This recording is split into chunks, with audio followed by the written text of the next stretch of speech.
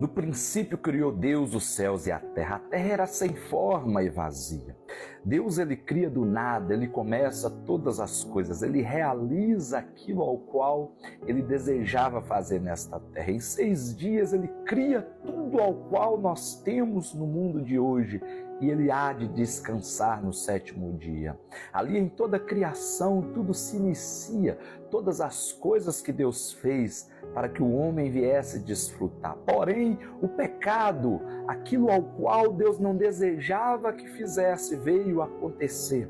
E aquilo os tirou do local perfeito ao qual era o jardim. Naquela situação, o homem começa a buscar formas de viver, a buscar formas de fazer. E ali, por grande misericórdia, Deus ele chama o homem de sai da tua terra, da tua parentela, para onde eu te mostrarei, eu farei de ti uma grande nação, eu te abençoarei e abençoarei os que te abençoarem. E naquela saída, Deus ele transforma, ele faz, através daquela descendência, ele cria uma nação hoje chamada Israel, e através desta nação, ele começa a expandir todas as coisas, ele começa a expandir aquilo que Deus desejava. Em reinos, em processos, Deus traz domínios, onde houve o domínio ali do Egito, onde houve o domínio da Síria, onde houve o domínio da Babilônia, onde houve o domínio dos Medo-Persa, onde houve o domínio dos gregos, onde houve o domínio também de Roma. E diante de todos esses domínios, levantam reis, levantam pessoas para que ali viesse governar, tomar frente do povo de Deus, tomar frente daquele povo que Deus chamou para ser seu. Porém, pela desobediência, através dessas situações, em mais ou menos 722 anos antes de Cristo, acontece um cativeiro chamado Assírio, em uma divisão do povo do norte, como também do povo do sul. Este povo do norte, em mais ou menos 722 anos antes de Cristo, é levado para um cativeiro. Pela desobediência, ao qual é o fruto, ao qual é a situação de tudo aquilo que é o erro nesta terra. E também acontece em 586 anos antes de Cristo aproximadamente, também a ida do povo ao cativeiro, o povo do sul, onde a divisão para o cativeiro também ali agora babilônico. Mas quando passa um tempo, Deus ele levanta um rei, ele levanta um povo ao qual já citamos aí, o Medo-Persa, para liberar o povo para voltar para sua casa, para reerguer o templo ao qual Deus usa o profeta naquele momento em que o povo chorava em lembrança do templo passado, o templo chamado de Salomão. E agora Esdras, Zorobabel e Neemias envolvido também neste negócio. A Bíblia declara que os anciões começam a chorar e a dizer naquele momento, que já não mais se comparava com aquilo que era o passado. Lágrimas acontecem e Deus levanta um profeta chamado Ageu para dizer naquele momento, não chorem, não chorem, porque a glória desta segunda casa será maior do que a primeira. Isso já era uma menção daquele que viria, a Páscoa, a verdadeira Páscoa, aquele que seria Jesus, que faria grandes coisas naquele lugar.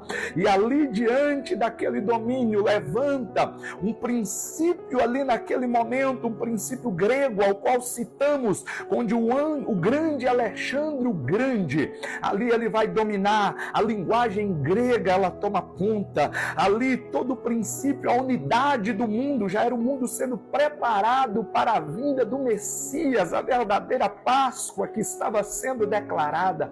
E naquele momento, quando começa ali tudo ser preparado, a morte de Alexandre o Grande, toda a divisão em 4 partes do seu reino, mas ganha força agora o reino de Roma, ao qual toma todas as coisas, ao qual governa todas as coisas, e agora começa a fazer tudo ali ao qual a estátua, ali em Daniel, o profeta Daniel vai dizer, porém também há dito que viria aquele que iria esmiuçar, aquele que seria a fortaleza, o reino eterno, aquele ao qual entendemos que haveria necessidade de se levantar. Você lembra lá do início, onde o homem foi expulso pelo pecado.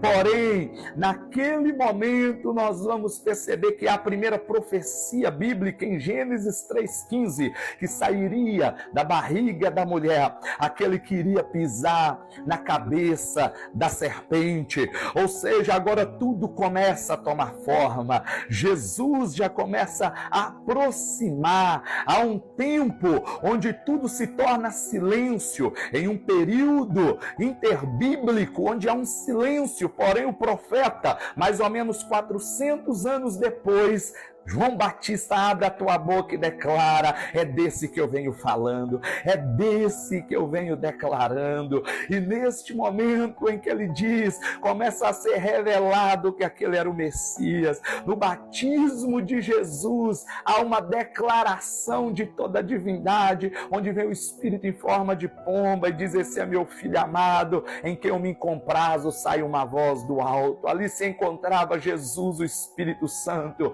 e Deus Pai, e todas as coisas acontecem. Jesus, ele faz tantas coisas. Jesus, ele cura. Jesus, ele traz esperança. Jesus, ele transforma, ele liberta. Jesus, ele vai fazer coisas fenomenais na vida de pessoas. Porém, ele foi rejeitado pelo povo do início, e a Bíblia declara que aquele que for até a ele de maneira nenhuma, ele irá desprezar, ele irá rejeitar. Aquele Natal, o ponto natalino, a chegada do Messias em uma manjedoura, a chegada do Messias que foi desprezada por muitos, mas que foi revelada nos céus, do Oriente ao Ocidente, foi visto por aqueles que aguardavam a profecia. E este Jesus foi tomando forma, esse Jesus se achegou, e mais ou menos nos seus 30 anos, ele inicia ali o teu batismo em ministério, e ali então ele faz todas as coisas. Mas chegou aquele dia, aquela semana, ao qual todos rejeitaram, ao qual Jesus, ele foi entregue, ele foi jogado ali, né, em um momento de desprezo, em um momento de dor, em um momento de traição por alguém que não havia esperança. E naquele momento ele é preso. Acontece aquela chamada sexta-feira, aquele dia que ele é pego, aquele dia em que a morte, em que Satanás tenta destruir todo o projeto da redenção messiânica. Mas naquele momento em que Jesus, ele é preso, muito ali acontece, muito ali vai se passar. Nós vamos ver que ele vai ficar mais ou menos às 9 horas da manhã. Há um princípio da ele ser pregado naquela cruz. Ele fica mais ou menos 6 horas pendurado no madeiro, para que então às 3 horas da tarde, mais ou menos na hora 9ª, ele vai dizer: Tetelestai, está consumado, eu te entrego a vitória, você é vitorioso, vitoriosa.